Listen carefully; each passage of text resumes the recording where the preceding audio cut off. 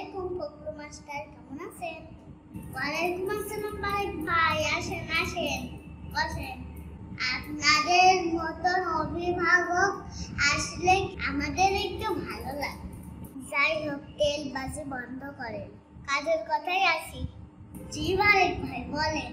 আমার ছেলেটাকে একটু স্কুলে ভর্তি করব, তাই ভাবলাম আপনার সাথে এই ব্যাপারে একটু ডিসকাস করি। খুব ভালো আমার প্রতিষ্ঠানের ব্যাপারে নতুন করে আর কি বলবো।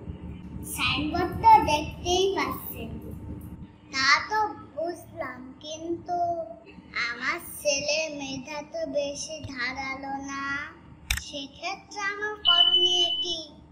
আপনি কোনো চিন্তা করবেন না বারেক ভাই, আমরা কাজ করি গিভ অ্যান্ড টেক পদ্ধতিতে। সেটা আবার কেমন বুঝলেন না? এটা দিবেন, জিপিএ 5 নেবেন, জ্ঞান অর্জনের জন্য শুধু চিনে যাবেন, আর সার্টিফিকেটের জন্য আমাদের কাছে আসবেন। এতক্ষণে থলের বিড়াল বের হলো। আপনি ব্যাপারটা অন্যভাবে নেবেন না বারেক ভাই। আমরা আসলে জাতির ব্যাকবোন মেরামতের কাজ করি। কিভাবে?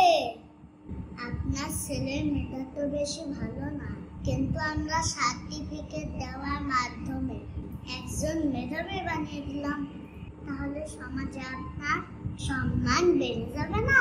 কি বলেন বারেক ভাই?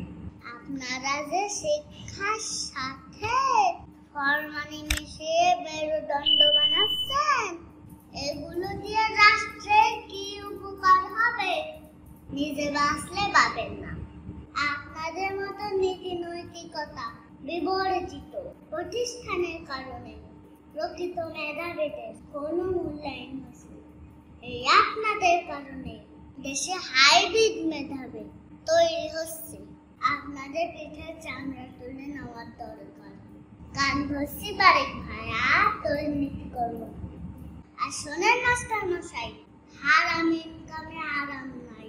যে ব্যক্তির ইনকাম হারাম হয়, আল্লাহ তা কোনো দোয়া কবুল করে না। টাকার জন্য নীতিকে কখনো বিসর্জন দেবেন না। আমি আল্লাহর কাছে তওবা করছি, আল্লাহ যেন আমাকে মাফ করে দেন। যারা হারাম ইনকাম করে তাদের বলছি, আপনার ইনকামটা হালাল ভাবে করুন, তাহলে ব্যক্তিগত, পারিবারিক, সামাজিক এবং পরকালে শান্তি পাবেন। আল্লাহর হারামকে আপনারা হালাল বানাবেন না। আমার ভিডিওটাকে ভালো লাগলে অবশ্যই সাবস্ক্রাইব করবা। ভালো থাকেন সবাই। আল্লাহ হাফেজ। আসসালামু আলাইকুম।